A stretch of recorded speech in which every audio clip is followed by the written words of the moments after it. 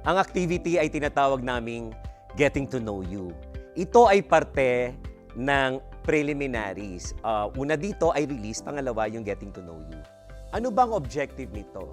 The objective is to know each other deeper at makilala natin kung ano ba, saan nanggagaling yung mga kasama natin sa workshop.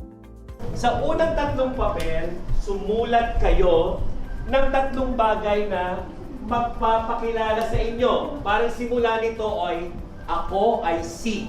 Bukod sa kayo ay guro, sino pa kayo?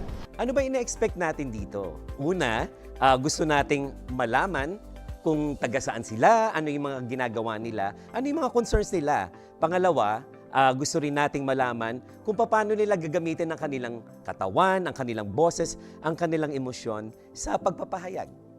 Tatlong bagay. Pag nagawa nyo na ito, lakihan po ninyo yung sulat para nakikita nating lahat. Malalaki, kaya pagkasyahin nyo po dyan sa inyong mga papel. Una naming tinatanong ay, sino ba kayo? Bibigyan namin sila ng 5 papel, no? Tinatawag naming meta cards, at papasulatin namin sila ng iba't ibang salita dito. Unang 3 salita ay tungkol sa identity.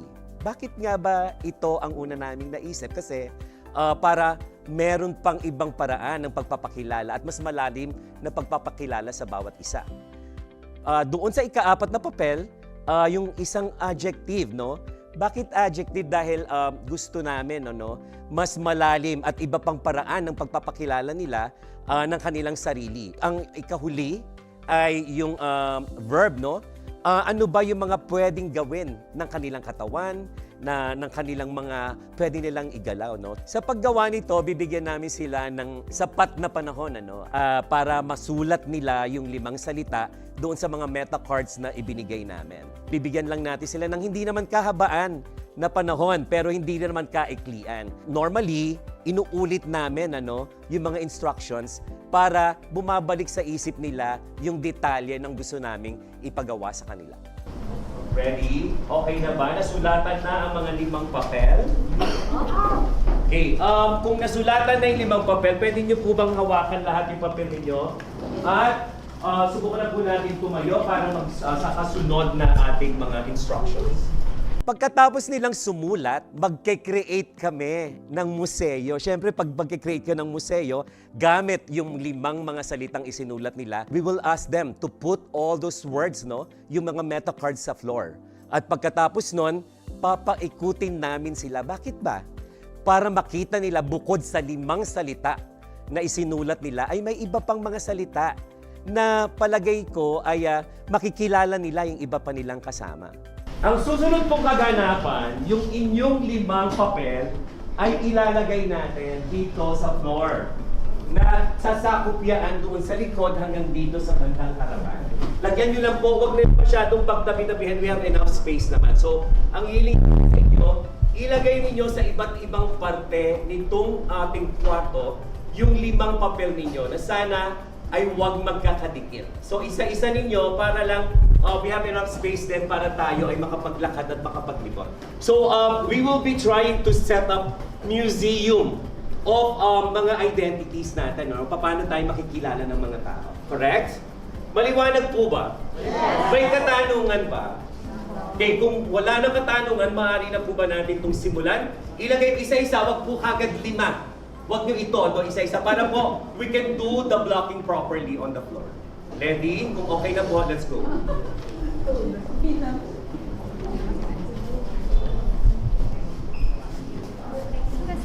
Sana yung nababasa na, nakatalikod yung papel, huwag nyo lang basta itapon.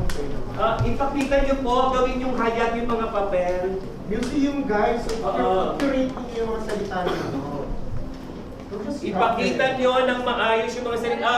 Tignan nyo, pag sa museum, dapat we have enough space to walk, di ba? Marami pa pong space, pwede pa po nating,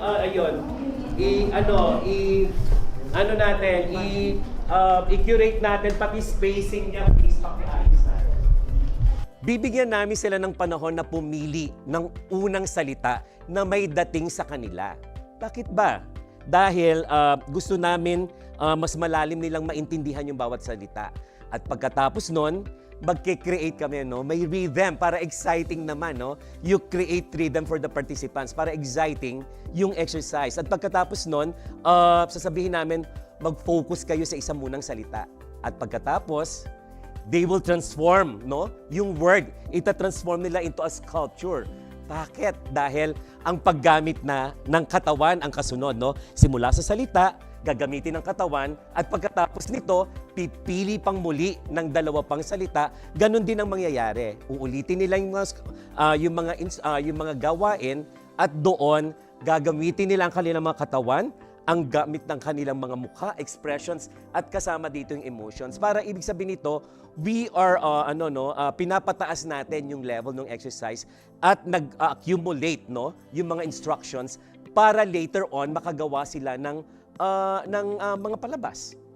Bibigyan ko kayo ng panahon para tignan ito isa-isa. Pero sandali lang po muna, kayo po muna ay tumayo kung nasaan kayo ngayon. Ready? Inhale. Everybody inhale. Exhale. Pwede po tayo pumasok yung iba dito. Maghiwa-hiwalay po tayo. Okay, inhale.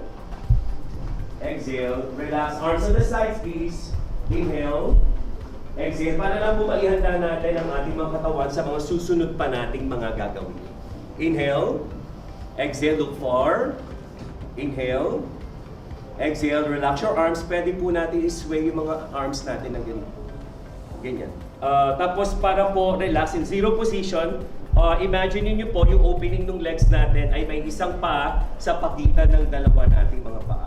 And then parallel. Tapos ang opening lang po ay kaparehas ng opening ng ating mga shoulders, yung lapad ng ating mga balikat. Inhale. Exhale, look far. Inhale. Exhale. Inhale. Pwede po kayong lumiko ng iba ng space. Pwedeng left or right o pwedeng tumalikod. Sa kada tunog na maririnig ninyo, kailangan nyo magbago ng inyong space or ng inyong POV. Ready? Here we go.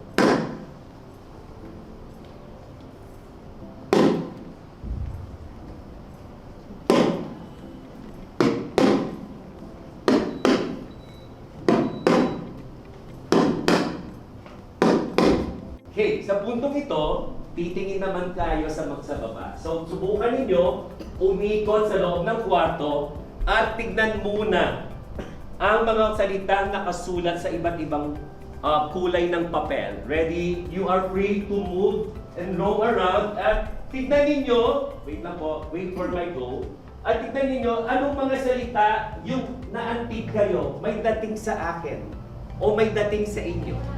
May arrive ba yung mga salitang ito? Try as much as possible, look for other papers na hindi ninyo isinulat. Dahil alam niyo naman sa nakalagay yan. Ready? And we go.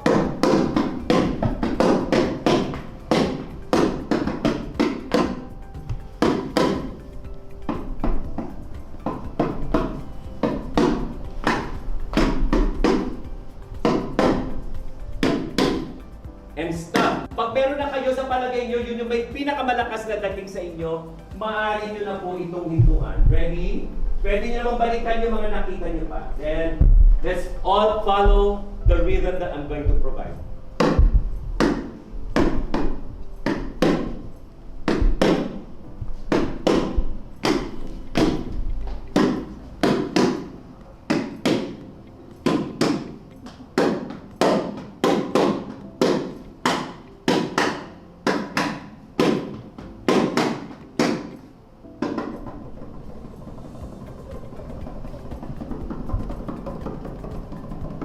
Ngayon, gamit ang ating mga kamay, paa, katawan, balikat, ulo, ang ating mga tuhod at ang ating mga ulo.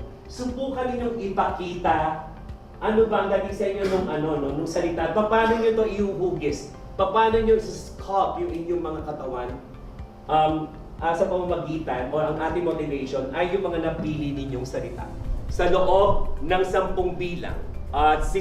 Dahan-dahan, transform yourself. Dahan-dahan ninyong ipakita gamit ang inyong kamay. Dahan-dahan yung paggawa, gawin yan. Gamit ang ulo, balikat, ang ating mga likod at ang ating mga paa. Ready? And then, yung ending position ninyo, try na i-hold kasi nga nasa museum tayo. So, I will be seeing different figures in this museum. Kasi nililipan yung kulay ko. Ready? Subukan natin sculpt gamit ang kama. Ulitin ko lang, try to be imaginative as possible. As much as possible, no? Gamitin natin yung buo natin katawan and challenge your bodies. Ready? And go. 5, 6, 7, 8, 9, 10. Release po. And now I'm going to give you another 10 counts to go to your second word na may dating sa inyo. Alalahanin niyo yung una ninyo, okay? Ngayon, papupuntahin ko kayo doon sa ikalawang salita na may dating sa inyo. Ready? And in 10 counts. 3, 4, 5, 6, 7, 8, 9, 10. And another 10 counts to sculpt yourself using that word in 10.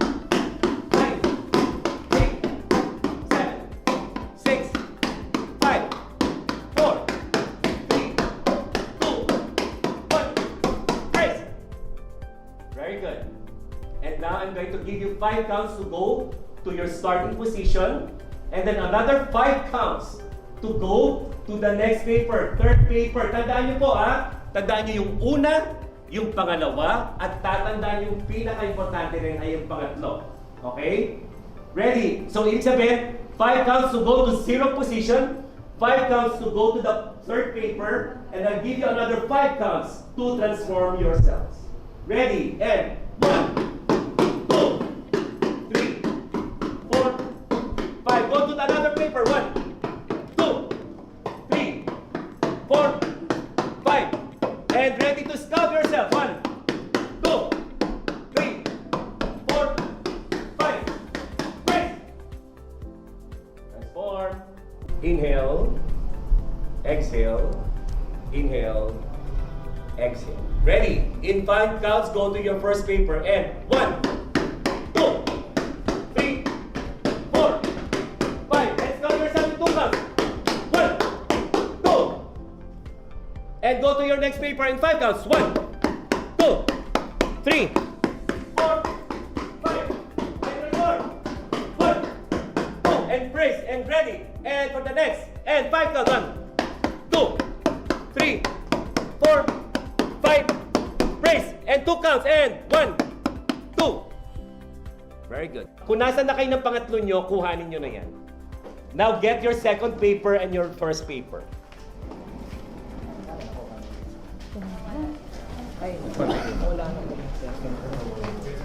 Yeah. Ready? And count off 1 to 5. Sir. 1, 2, Balik na po. 3. 3, Ma'am. 4, 5, 1. 2, 3, 4, 5. 1, 2, 3, 4, 1, 5. 1, 2. Tanong niyo po 3. Ma'am, 3. 3, 4, 5. 1, 2, 3, 4. Meron pa bang hindi na bigyan ng bilang? 5 dito ka. Okay? Ganito. Maghihiwa-hiwalay tayo ayon sa ating mga bilang at ang gagawin natin, unang-una, isi-share natin yung tatlong papel.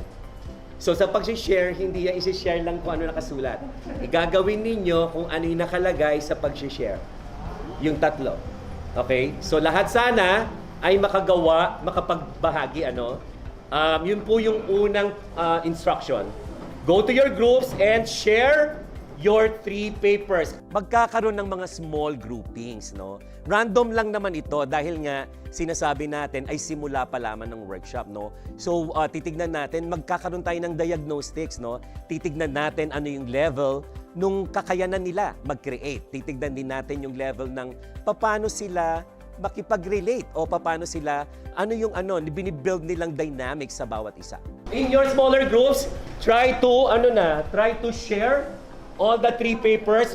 Pagka nag-share tayo, kailangan, di ba ang sinabi natin, kailangan kasama yung salita at saka yung lahat ng sculptures doon sa pag-share niyo. I'll give you 3 minutes to share sa isang buong grupo.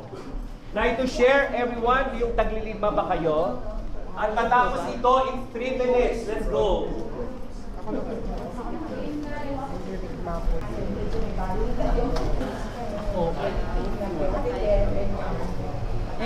Ako yung isang. Kaya ko magbigay. So, pwede ko si ano, Naruto. Diba, diba? Ayun lang.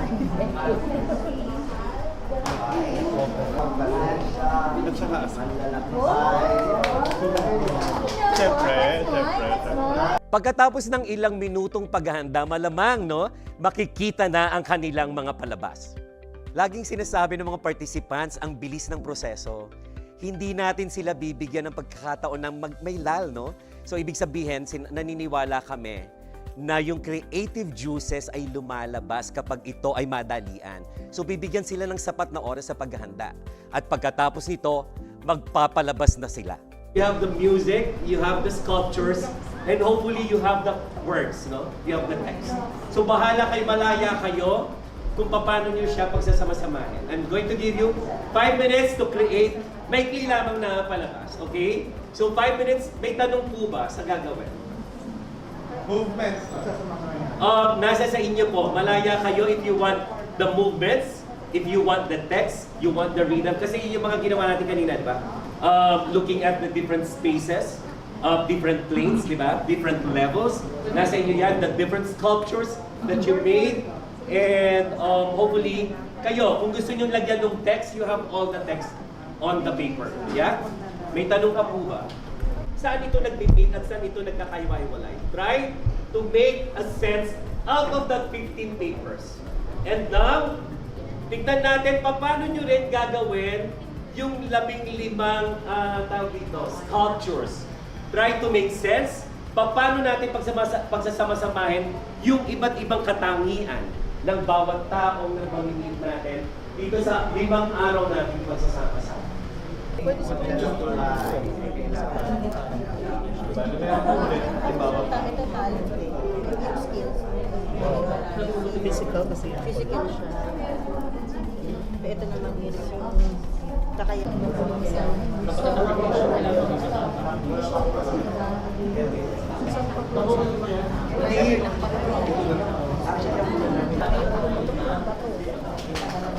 Darn na yan sa ina.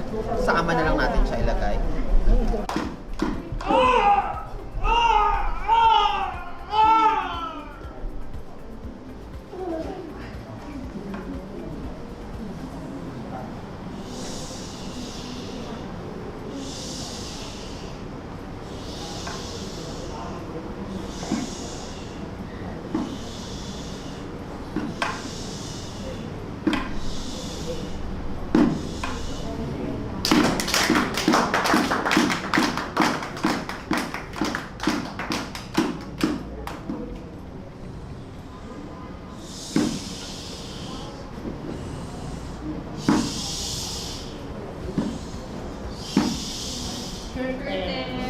Sa pagpapalabas, inaasahan namin, we are hoping na makita yung mga aspeto nung mga sa kanilang sarili, sa kanilang kasama, yung kanilang concerns. Pwede rin na tinitignan namin yung resiliency framework, yung I am, I can, I have, and I will. At tinitignan natin, importante dito. Yung importante at pinaka-importante ay yung group process, na kung saan nakikita natin yung dynamics, yung pakikipagtrabaho o pakikipagkapwa ng bawat isa. Kamusta yung naging proseso natin? Kamusta kayo? Anong pakiramdam mo? Bakit po? Bakit masaya? Bakit daw po masaya? Dahil? Parang we just realized na ano ba yung gusto namin sa ginagawa namin, sa gusto makita ng ibang tao, at ano yung hinihingi ng mga norms, ng mga inaasahan ng ibang tao sa atin. Pero sa gusto natin mangyari. I know that the answer. Yeah. Masaya kasi nakapag-perform ako ulit. Oo, yan. So, masaya na nagpapalabas, Dahil yun yung sinasabi nga ni Sir na yun din yung gusto natin gawin. tinitignan natin yung sasabihin ng iba base sa gusto natin gawin at ano yung impression ng iba sa gusto natin. Yung iba, anong na kita ninyo o na-realize natin dito sa exercise na ito? Madali pong makaisip ng gagawin. Kasi po, bukod po sa may mga words kami ginamit, yung bawat member talaga may binigay na idea. So, madali na. O so yung proseso naman ng Yes, pagbubuo, for the di ba? process. Okay. Sa iba, ano yung mga striking images or words? Yes, ma'am. Sa akin po yung pagkakilala ng bawat isa. Okay. Pwede pala siyang tatak. Maraming salamat. Yung iba pa. Any yes, ma'am. Ano po, doon meron na kanya po tayong sinulat dito na kaya ay At pagkatapos ng bawat palabas, pinapalakpakan namin ng bawat grupo na kung saan, syempre binibigyan namin ng halaga ang output ng bawat isa. No? At pagkatapos nun, bibigyan na natin, ipoprocess natin, tatanungin natin ng mga participants. Unang tinatanong dito, kamusta kayo? Anong pakiramdam ninyo? Yung unang mga madaling tanong na madali ring sagutin, bago natin i-raise dun sa level ng theory o ano ba yung dapat nilang matutunan. Unang-una dito, kamusta? Anong naramdaman ninyo? Bakit ganito ang naramdaman ninyo? Importante yon. At susunod dito, pwede nang pag-usapan, ano-ano ba yung mga nakita ninyong pagkakapare-parehas? Ano yung mga images na palagay nyo striking sa inyo? May dating sa'yo? O paano ba yung storya ng bawat ibang grupo? Ano yung dating sa'yo? Saan ka ba nakaka-relate dito? Ano ba yung pagkakaiba-iba? At ano rin yung pagkakapare-parehas? Naging makulay po yung mga ginawa namin. Sa simple pong ginawa namin dalaw, dito, ay nakita ko yung pagiging makulay ng bawat isa. Yung bawat anong meron sila. Yes, ma'am. In every differences, we are unique in our own way. Yes po. Maging bata, explore, imagine, enjoy. Explore, imagine, and enjoy maging bata. Yung halaga sa pakikinig sa opinion ng bawat isa. Okay, yung group process na. Sige, tumayo tayong lahat. Sige. Ang dami, Ang dami nating na-discover tungkol sa pagkakaroon ng exercise ng pagkilala natin sa bawat isa. Pwede puwi lang natin yung bilog natin. Sinasabi natin na tayo ay may mga unique na kakayanan. Doon sa pagsasama-sama ng ating mga salita, nagkaroon ng mas makulay na bawat isa. Ito daw, yung sinasabi natin na yung pagkilala natin sa isa't isa ay we are more than our names, Indeed. So, ibig sabihin, kailangan alamin natin sino siya, ano yung mga kagustuhan niya, saan siya nanggagaling, saan siya masaya, sa paano siya magpapahayag, di ba? At may unique na katangian ang bawat isa. At meron din naman sinasabi natin na magkakadugtong ang bawat isa. Okay? Sa ngayon, siguro mas mabilis lang, pagpakilala na tayo ng totoo. At later, we will be asking you to put your name tags, para lang sa parte ng pagpapakilala natin. Let's go, sir. Rich one. Brad. Lorna, Angelique, Lady, Laurel. Arvin. Diane, Wina. Rainier. Jeremy, Carmel. Mary, Rose, Emmy, Kate, Casey. Lina. Maxi. Rami. Marlo. Joyce. M.A. Brand. At ako si Raul.